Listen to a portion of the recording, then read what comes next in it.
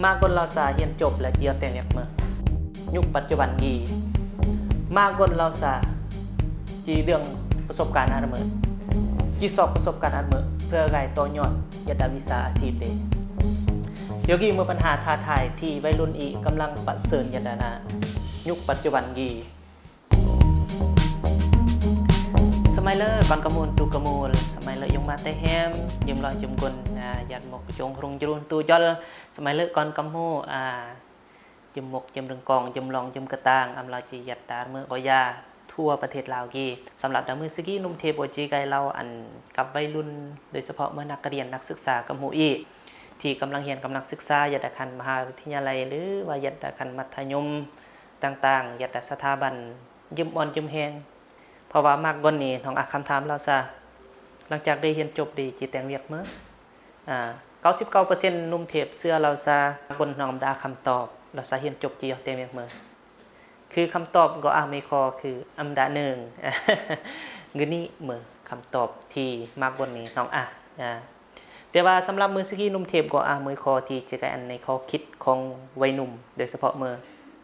ก่อนเบรริ่งของกับหูอีในช่วงที่เด็กกำลังเรียนเด็กกำลังศึกษาหยัดนี้อันอีซอกหาโอกาสโดยเฉพาะเมื่อซอกเวียกแต่เวียกแต่งนี่เมื่อจะมาเวียกพาร์ทไทม์โดยก็นี่มาเวียกพาร์ทไทม์หรือว่าเวียกเสริมนี่แหละยกยี่มือยื้อปัญหาที่สำคัญที่วัยรุ่นอีจีตองในปัญหาเพราะว่าเวียกเสริมนี่ก็จีจอยมันเมื่อก็จีจอยแต่งอันอีประสบการณ์เราใส่จะมาเวียกบริการเวียกบริการก็เหมือนเวียกเสิร์ฟอาหารเวียกยัดดาโฮงแฮมและเวียกยัดดามือของการต่างๆที่นอฮับสมัครพาร์ทไทม์เงินนี้อันก่อนกับหมูอีโดยเฉพาะเมื่อวัยรุ่นอีต้องค้นหาโดยตัวเองต้องซอกโดยตัวเองในเงินนี้เพราะว่ากับเมื่อที่ตัดสินอนาคตของลอเดเบือนนอกจากลอเดจะมาบนที่ตัดสินลอเดเองอนาคตเดของต้องเมื่อลอเดเองคือมันนี่เมื่อจีจอยเดเบือนเหมือนลอเดเองนี่เมื่อจูเดเมื่อจูเบือนก่อนสอบด้วยลอเดเดดาเดดะแตงแนวเบียงเหมือนแบบเฮียนเรื่องมวยแนวครอกมูลยงมายัดกลางส่งมวยแนวเพื่อเฮียนหนังสืออันจบไปเพราะว่าโอกาสที่เดจิเฮียนจบนี่นะก็อายุแต่ว่าโอกาสที่เดจิแต่งเบียงนี่ก็ซอกยากสมัยนี้บางคนนี่น้องแนวตระเกิดที่ว่าเฮียนจบสายกันนี่จะได้แต่งกันนี้ถึงนี้แล้วอันอีโอกาสที่เหลือที่สุดในอีเมื่อสอบเบียงเสริมแต่งยุ่งเบียงนี่แหละเพราะว่ายุ่งเบียงคือล้วนแล้วแต่คุณค่าคือจะสอนแต่งอันรอเดเนี่ยประสบการณ์อีสามารถเดืองประสบการณ์มันอีแต่งนี่ยกต่อยอดเบือนต่อยอดเบือนมันเมื่อแต่ยังว่าอีแต่งเบียงโรงแรมพนักงานต้อนรับอีกว่าเวลาที่จะฝึกภาษาโยบรอบอีกดังนี้อันนี้โยสอบเฮียนโยสอบรำเรียนโดยรอเดแต่ว่าอันอีต้องเสียความอดทนก็เสื่อมโยแต่งเบียงเสียเรยโยเฮียนอันนี้ก็มือมายืนที่กำลังท้าทายอีทุกเสมอแต่ว่าสิ่งที่ท้าทายสิ่งที่นำสุดก็คือเบียกดกเบียกแต่งเรียกว่าวิสาอาชีพนี้บางคนเนี่ยยงมาเนี่ยนะยอมทุกยอมลำบากเพื่อส่งอันก่อนอยู่เฮียนจุดอันก่อนมีสมัยอาวิสาอาชีพแต่ว่าเมื่อเวลาที่ส่งอยู่แล้วเนี่ยก่อนก็ตั้งใจเรียนอยู่เฮียนจบไก่ปุ๊บเนี่ยนะก็ยันอาการปลอกดังนี้อันอิมจูเซียเวลาเนี่ยอีดาวังว่าจะเฮียนกันมวยสายตัวอย่างว่าเฮียนครูในขณะที่กำลังเฮียนครูภาษาลาวปุ๊บหรือว่าเฮียนครูภาษาอังกฤษปุ๊บอีน้องสามารถเดืองเวลาวาง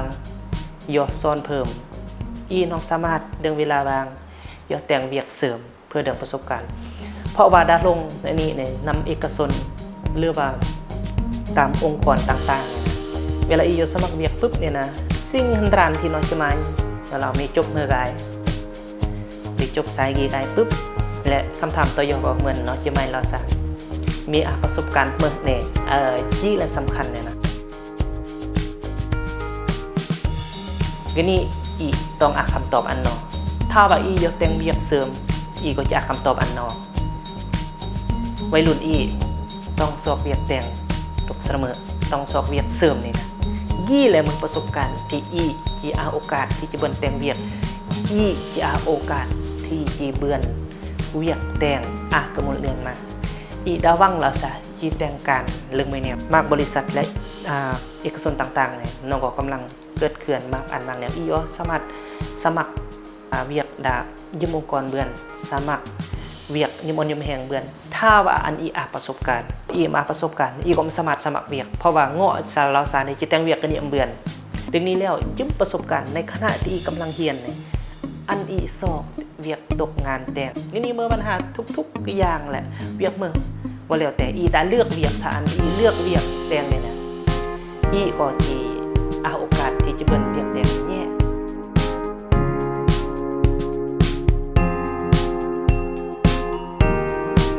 ถึงนี้แล้วจึงฝากอันเลาะแล้วก็อันเลาะความคิดที่อันยอมวัยรุ่นเราสะเจียดม.7เราสักกำลังที่จบมหาวิทยาลัยหรือว่ามือก็ได้เสียงบูดมหาวิทยาลัยอันอีก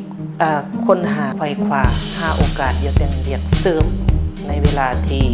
เรียนหนังสือเสียเวลาอันคุ้มค่าแล้วชีวิตบ่ที่คุ้มค่าเกินตรงนี้จะลงฝากติดตามนุ่มเทพยาดาซ่องเกิร์ลโปรดักชั่นก็มาเยอะ